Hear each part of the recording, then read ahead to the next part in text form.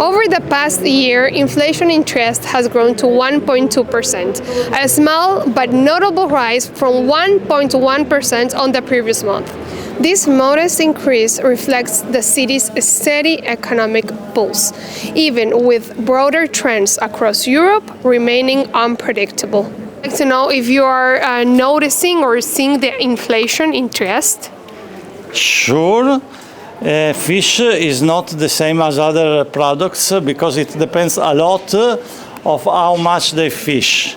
So it's not that it's the same for everything, and it depends. But as a consumer, I notice that for sure. Are you noticing inflation in Trieste? Yes, absolutely. There's been, especially in some vegetables and some fruits as well, we've seen an increase in prices and a lowering in people buying these products because they cost a lot for what the